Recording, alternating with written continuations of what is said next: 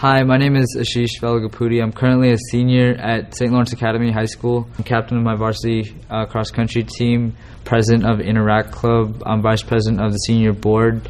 I do volunteering. I do service projects. I volunteer at El Camino Hospital. And my ambition in the future is to become a pediatrician.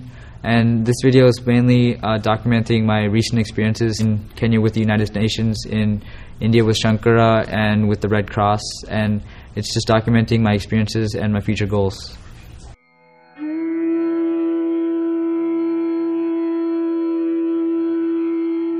Actually, around 4 years ago is when I started working on my own kind of service project to help 100 people. And it was, at first, it was a really heavy goal to even attain, but I did odd jobs around the neighborhood, wash cars, to raise money for them, and I ended up raising enough money for around 100 people. And with that, I donated that money to Shankara so that they could help 100 people to see again. The people of the family who have suffered stuff like cataracts or glaucomas, who need to be helped so that they can get the family back on their feet. They go and bring those kind of people into Shankara, and they do an operation free of charge. They handle everything, and then they send them back so that they can live their lives again. After I raised money with them, I went over there to get more of an experience as a volunteer, to learn how the process actually goes, to learn more about cataract surgeries and glaucoma surgeries, to talk with the patients, and I actually learned a lot. It was a great experience because I know I did the work for that, and I raised it so I could help more people to see, and it was definitely an eye-opening experience. Some of the patients, they have really heartbreaking stories because of their illness, because of their problem. Most of their family members just, since they are pretty disadvantaged when it comes to money, they just leave them.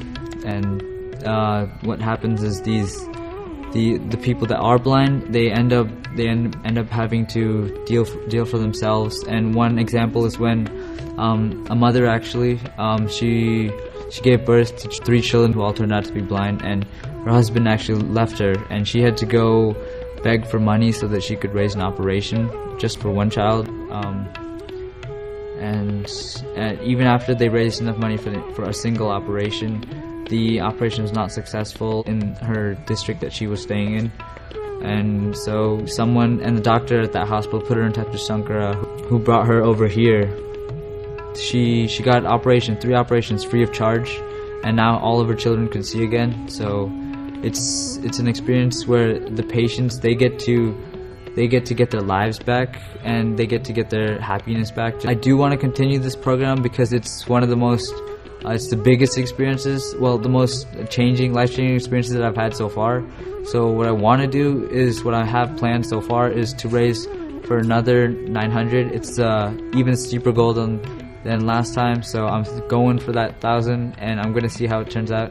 And I think I can achieve this goal, because after you've done 100, what's to say you can't do another 100 and keep going from there. I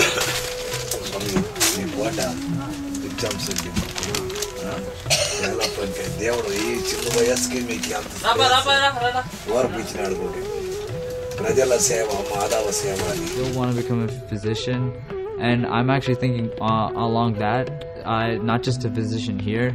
I want to expand that and actually go to a country, maybe even go around the world to see to actually help people where help is needed. I told you with Shankara that I got to see actual people get help within the span of 2 days, and I saw them react. I saw their reactions, and I think that's what I crave for now, to actually go see the reactions. Like if I went to go help the Masai Mara, for example, maybe if I could help them in any way possible. For my goals, that I would want to go out of the country to another place, to the rest of the world, to see where they actually need help.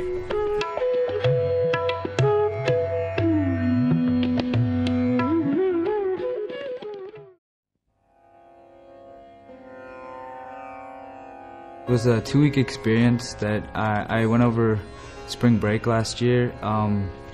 Basically, what I was doing was I was volunteering with one of the UN doctors there, who was showing me around. He did hospital rounds most of the time in the hospitals, in the local hospitals at Nairobi. And what we did was we looked over and we saw how these African Union soldiers were recovering from their combat in Somalia, which is Mogadishu specifically. When we went to go do rounds first, I was very nervous because I didn't know what I was going to see, and on the first day I got pretty nervous seeing their wounds, so I had to leave. But then as I grew accustomed to them, they're not so different. Actually, they're still a team even in the hospital. With one group, what happened was that regardless of what happened to all of them, they all stayed within the ward, and they all still reported to their captain, and the captain was the only one that spoke English. So even if something happened to the rest, they wouldn't tell the doctor at all. They'd just refer it back to the captain. The captain would have to take care of it. And what I found surprising was that even though they weren't on the battlefield or anything like that, they were still working like a team through all this. That really showed a lot, that they're really committed to keeping the peace in situations, even if it was just being in a hospital injured like that, because most of the unit was there and they just still held it together. There's actually one case where the soldiers, they are given minutes to speak to their family. It's just an allotted time given on a cell phone, and what happens is that they're given around like 500 minutes per person. And at some point for this one unit, the unit that I was referring to before, the one with the captain, they didn't have enough time to speak with their families to allocate enough time to everyone. So I actually asked the doctor that I was working with, like, why can't they get more minutes? Why should they only be limited to 500? And he looked into that and saw that there was a way to increase their minutes for their phones to just speak to their families, because they are alone in the hospital. They don't really have anyone else coming to visit them. Actually, the limit is now 1,000 minutes. They've added 500 more, so they redirected funds just so that they could have these soldiers speak to their families. The captain especially told me his thanks, because since he was the one that spoke English, he knew what was going on the whole time I was trying to convince the doctors to make this happen. So he knew that I was trying to get them more minutes, or I was just questioning the fact why they couldn't get more minutes. And I did find it odd because they are all by themselves in a different place. Most of these soldiers don't even speak the same language as the nurses, so they even have a hard time communicating. So most of the time they just lie around in the hospital. I can't imagine what it's going to be like when they have to think about trying to let their family know when they can't, and just having that barrier, just being stuck. It's definitely something hard to think about. If we can make their recovery much better, then they won't be prone to not enlisting again or giving further advice to make other people enlist, I think. And it will help the UN's case as well, because just making sure that all their loose ends are taken care of will make sure that the UN has a good name itself. They're just good people trying to keep the peace in their country. So I would definitely go back.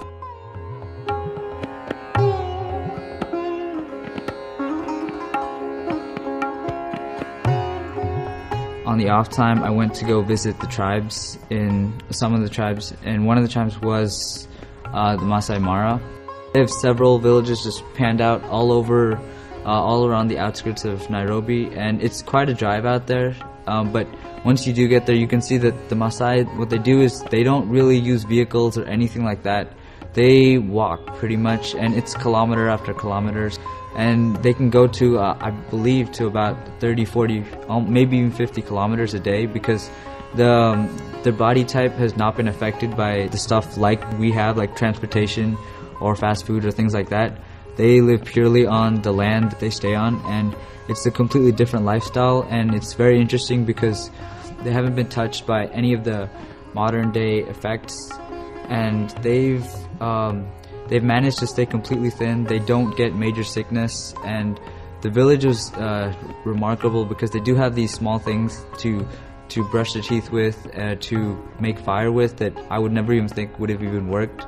So it was an interesting experience because I learned that the Maasai could make the life simple and still able to live. Like, they enjoy themselves over there. They enjoy having that kind of life. And even the head chief told me that it may look like we don't have a lot, but we do have a lot more than you think we have, because they were perfectly happy with their families. They keep on making their villages bigger and bigger and just spreading. So it was a great time just to visit them. I definitely would like to go to a Masai Mara camp again because they're so culturally different. What they do is they keep their system. They don't change it. They stick with what they have, and they stick with what they know best. They don't want to become more modernized like us because they have their way of life and they appreciate that. The head chief is actually, when I did meet him, he said that sometimes volunteers do actually get to come to the school and give not like a presentation or just get to see what their kind of school is like, and I would definitely go back for that because it was just an experience just seeing the village and seeing a house. So if I could see that, that would definitely be a whole new experience for me, and I would be open to that.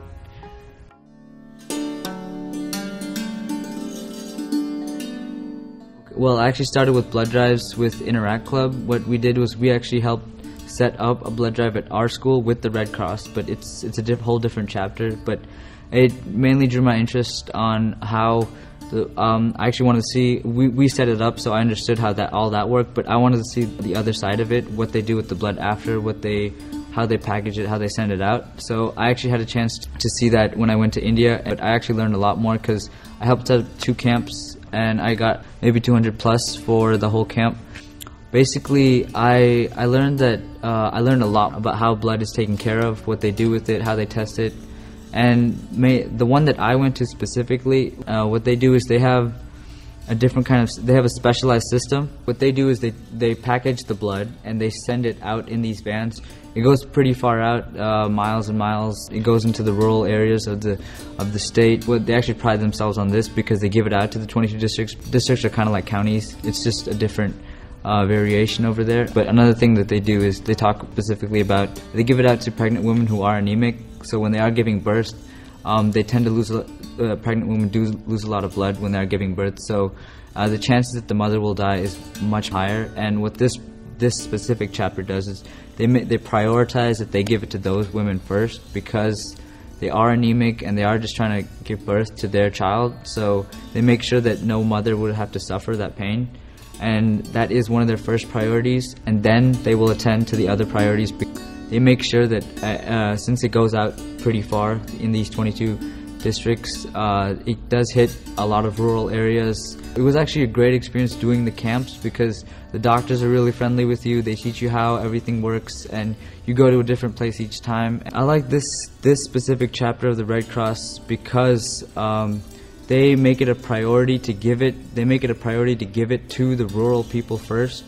That, like I brought up before, like for the anemic women, most of these women are economically disadvantaged or they're in the rural area, so they have that factor where it's hard for them to get blood from. It's hard for their hospital to get blood, so they have a situation over there, and since it is India, it is hard for them to make it come on such short notice. So that's what this chapter does. They make it a priority to give it to, since they do send it out to 22 districts, they make it a priority to spread that out and give it to the rural areas first, and then they take care of all the other hospitals around them, because since this chapter of the Red Cross, they really pride themselves on that fact. I had a great time working with this Red Cross unit because I think it's just because when I first went there, I didn't know much, and well, I knew how to set it up and everything, but they work on a larger scale. They showed me how to set it up, make sure everything goes off, get the blood, how to test the blood, things like that. And the staff was really great. I had a great time working with them, but they showed me the whole picture, and I think that's what makes the big difference, because they're not just like the other chapters in other states where they keep it with them. They make sure it goes out, and it's something definitely unique about them. I want to do something like this because it's for the people, it's not for the money, or it's not for anything else. It's because you can actually help someone, and I think I learned a lot about that here at the blood bank, because it's just people helping people. I do feel proud. I had a great time working with this Red Cross unit.